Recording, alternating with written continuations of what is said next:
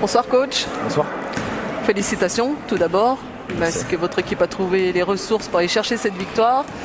C'était peut-être pas gagné d'avance, mais quand on a vu que vous aviez pris 5 points de retard, on s'est dit bon, les Montbrison-aises là, on sait ce qu'il en est. On a vu des victoires que sur le fil cette saison, mais ça va être compliqué pour Chartres, mais vous avez de la ressource. Exactement, on connaissait le risque quand on vient jouer ici, c'est toujours très très compliqué.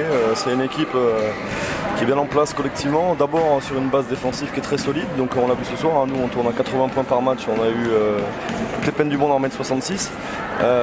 Et puis surtout il y a une espèce d'effet un peu irrationnel qui se passe ici souvent dans la salle, notamment sur les fins de matchs serrés.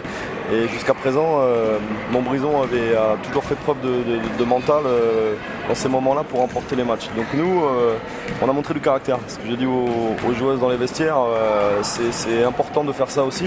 Après, on ne peut pas se satisfaire de la manière parce qu'on avait ciblé des choses, on connaissait le danger de l'équipe de Montbrison et on a fait beaucoup trop d'erreurs, notamment en deuxième mi-temps sur le plan défensif.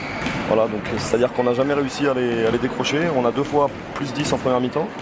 À chaque fois on fait des erreurs, on oublie Olga Masijenko à 3 points toute seule, ce qui est quand même une erreur rédhibitoire à ce niveau-là.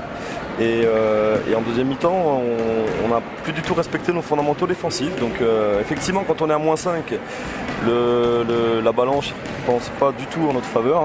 Les pronostics sont vraiment en faveur de Montbrison.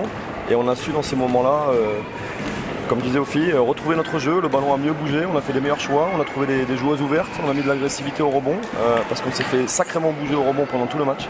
Et voilà, ça c'est pas normal. Surtout en deuxième mi-temps. Surtout en deuxième mi-temps, mais déjà en première, parce qu'en première mi-temps on était déjà avec un nombre de rebonds inférieur à Montbrison, et surtout ça nous a empêché de pouvoir relancer le jeu sur du jeu de relance qui est notre force première. Donc et en deuxième mi-temps, je suis d'accord avec vous, ça a été encore plus accentué. Donc elles ont été vaillantes. Heureusement, nous, on a su réagir au bon moment et on vient arracher ce match sur un tir victorieux, et on voit que ça nous met, je pense, à la première place ce soir, puisque a priori Angers a perdu. Et on voit que rien n'est facile dans ce championnat, rien n'est gratuit. C'est la première fois que Montbrison perd à domicile. Et on a vu dans quelles circonstances c'était. Donc voilà, nous, il faut qu'on continue de travailler. On a encore une marge de progression, notamment sur le plan défensif. Et comme j'ai dit aux joueuses, aujourd'hui on est première.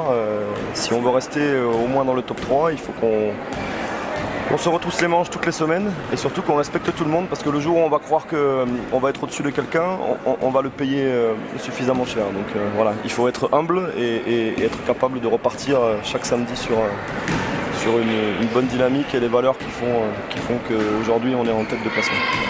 Merci beaucoup, on vous souhaite bonne continuation et merci surtout pour le basket qui a été proposé ce soir à Montbrison. Merci beaucoup. Au revoir. Au revoir.